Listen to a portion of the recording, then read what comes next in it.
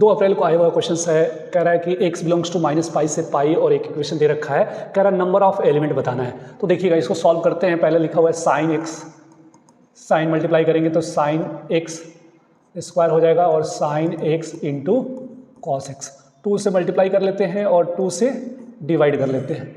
तो 2 से मल्टीप्लाई करेंगे 2 साइन स्क्वायर, तो 2 साइन स्क्वायर को हम लिख सकते हैं, 2 साइन स्क्वायर को लिखेंगे 1 माइनस कॉस 2 थीटा यानी 2x। 2 sine x into cos x क्या हो जाएगा, साइन 2x यानी साइन 2x, साइन 2x हो गया। और अपॉन में क्या है, अपॉन में है 2।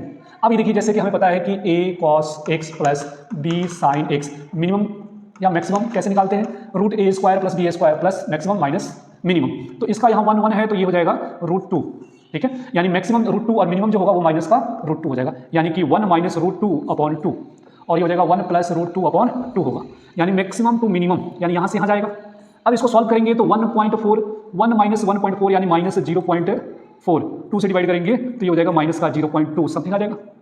1.4 प्लस 1 यानी 2.4 अपॉन 2 से डिवाइड करेंगे 1.4, यानी ये क्या कह रहा है, ये जो होना चाहिए इंटीजर होना चाहिए, ये इंटीजर होना चाहिए। तो माइनस 0.2 से लेके 1.4 तक 2 इंटीजर आएगा, यानी a की वैल्यू 2 होगी, या तो 0 होगी या तो 1 होगी।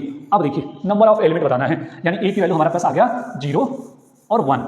तो देखिएगा 0 और 1 आ गया, तो सबसे पहले 0 देखते हैं, सबसे पहले 0 देखते हैं। तो ये हो जाएगा साइन x और sine x plus cos x equal to 0, यहाँ से साइन x इक्वल टू 0 और यहाँ से हो जाएगा sine x plus cos x equal to 0 plus उधर जाएगा क्या हो जाएगा माइनस का कॉस x, इधर आएगा tan x equal to minus का 1। अब यहाँ देखिए 0 कहाँ कहाँ होता है, तो साइन का अगर ग्राफ देखेंगे तो साइन का ग्राफ इस तरीके से बनता है, यहाँ पे होगा पाई, यहाँ पे होगा माइनस पाई। कहाँ से कहाँ तक बताना है, माइनस पाई से लेके प्लस पाई तक, यानी 1 2 3, यहाँ से 3 सॉल्यूशन आएगा। यहाँ से देखते हैं माइनस है तो 10 कौन से, एक चक्कर लगाएंगे, ये इधर वाला चक्कर लगाना है और इधर से चक्कर लगाना है। तो देखिएगा 10 माइनस जो 2 जगह होता है, इस क्वाड्रेंट में इस क्वाड्रेंट में, यानी 2 सॉल्यूशन आएगा।